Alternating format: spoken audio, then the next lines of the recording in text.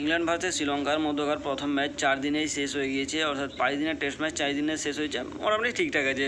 Test cricket যদি 4 দিন পর্যন্ত যায় সেটা ভালো ক্রিকেটেই হয়েছে, কিন্তু শ্রীলঙ্কা প্রথম ইনিংসে যেভাবে ক্রিকেট খেলেছে, তো ইংল্যান্ডকে টক্কর দেওয়ার মতো ক্রিকেট শ্রীলঙ্কা প্রথম ইনিংসে খেলতে পারেনি এবং তার জবাবে যেটা রেজাল্ট এসেছে, শ্রীলঙ্কাকে হারিয়ে দিয়েছে ইংল্যান্ড। ইংল্যান্ড বেসবল ক্রিকেট খেলতে পছন্দ করে এবং বেসবলের জন্যই ইংল্যান্ডের নাম টেস্ট ক্রিকেটে এতটা চর্চিত হয়। বেসবলকে ইংল্যান্ডে ইন্ট্রোডিউস করায় টেস্টে। তো যাই হোক, শ্রীলঙ্কা প্রথম ইনিংসে 236 রান করে, যার জবাবে ইংল্যান্ড 356 রান করে।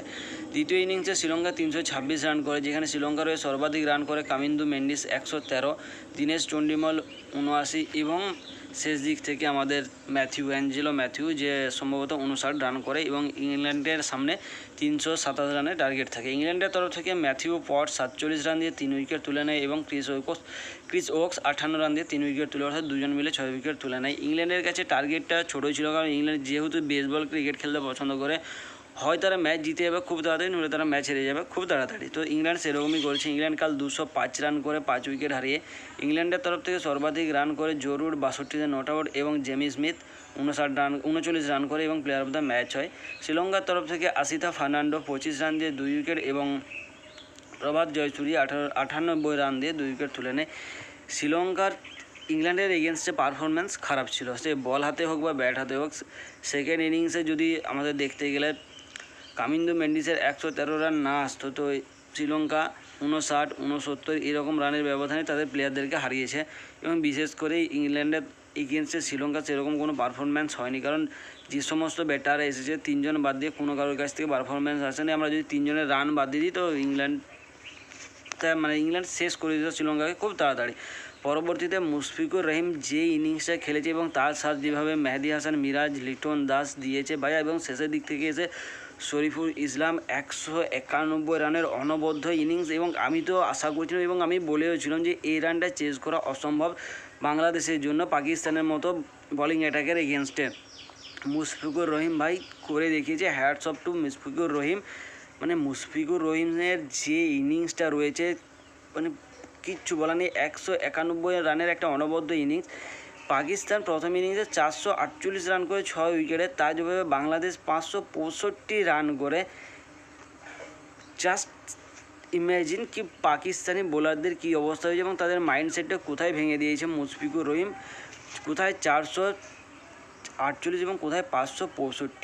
বাংলাদেশের তরফ থেকে সর্বাধিক রানেই করে মুশফিকুর রহিম 191, তারপর রয়েছে এস ইসলাম 93, লিটন কুমার দাস 56, মেহেদী হাসান মিরাজ 77 এবং শেষ দিক থেকে এসে শরীফুল ইসলাম 22 রান যোগ করে 565 রানে যেতে বাংলাদেশকে সাহায্য করে। পাকিস্তানের তরফ থেকে শাহিন শাহ আফ্রিদি 88-তে 2, নাসিম শাহ 93-এ 3, খুররম শেহজাদ 90-এ 2, এম আলী 88-তে 2 এবং শাইম আয়ুব 34 রান দিয়ে 1 উইকেট তুলে নেয়। বাংলাদেশ এখনও পর্যন্ত লিডে রয়েছে, অর্থাৎ 94 রান ট্রেল বাই পাকিস্তান কালকে 10 রানে 1 উইকেট হারিয়েছে শাইম আয়ুবের। এবং এবার আমি বলতে পারি যে পাকিস্তান এই ম্যাচটা হারতে চলেছে, কারণ বাংলাদেশ যে পারফরম্যান্সটা দেখিয়েছিল ব্যাট হাতে, সেরকম যদি পারফরম্যান্স বল হাতে দেখাতে পারে, বাংলাদেশ এই ম্যাচটা খুব শীঘ্রই জিততে চলেছে এবং হয়তো ব্যাট নাও ধরতে হতে পারে। কারণ প্রথম ইনিংসের যে স্ট্রাগল করেছে পাকিস্তানি ব্যাটাররা, বিশেষ করে বাবর আজম এবং তার আগে টপ অর্ডারে পাকিস্তানের ক্যাপ্টেন শান মাসুদ, তো আমরা বিশেষ একটা নড়বড়ে ভিতেই দেখেছি। কিন্তু যদি সেম মোহাম্মদ রিজওয়ান এবং আরও তার পার্টনার যদি দাঁড়িয়ে যায়, তাহলে পাকিস্তানের জন্য সুবিধাই আছে। আবার দেখতে গেলে পাকিস্তান আজকে সারাদিন ব্যাটও করতে পারবে না, তো দেখা যাক কী হয়। পরবর্তীতে ওয়েস্ট ইন্ডিজ ভার্সেস সাউথ আফ্রিকার প্রথম টি-20 ম্যাচ শুরু হয়েছে এবং প্রথম টি-20 ম্যাচে সাউথ আফ্রিকাকে হারের সম্মুখীন হতে হয়েছে। সাউথ আফ্রিকা প্রথম টি-20 ম্যাচে 174 রান করে 7 উইকেট হারিয়ে প্রথম ইনিংসে, অর্থাৎ তারা প্রথমে ব্যাট করতে নেবে, এবং সেকেন্ড ইনিংসে ওয়েস্ট ইন্ডিজ 176 রান করে 3 উইকেট হারিয়ে 17.5 ওভারে ম্যাচ জিতে নেয়। সাউথ আফ্রিকার তরফ থেকে ট্রিস্টন স্টাম্প 76 রান করে, প্যাট্রিক ক্রুগার 44 রান করে। ওয়েস্ট ইন্ডিজের তরফ থেকে ম্যাথিউ ফোর্ড 27 রান দিয়ে 3 উইকেট এবং সামার জোসেফ 40 রান দিয়ে 2 উইকেট তুলে নেয়। এবং আকিল হোসেন অলরাউন্ডিং পারফরম্যান্স দিয়ে 22 রান দিয়ে 1 উইকেট তুলে নেয়। ওয়েস্ট ইন্ডিজের তরফ থেকে নিকোলাস পুরান 65-তে নট আউট, সাহেব 51 এবং অ্যালিক অ্যাথানে 40 রান দেয়। ওয়েস্ট ইন্ডিজ 17.5 ওভারে ম্যাচ জিতে যায়, অর্থাৎ দরকার থেকে 2 রান বেশি করে 176 রান করে 3 উইকেট হারিয়ে।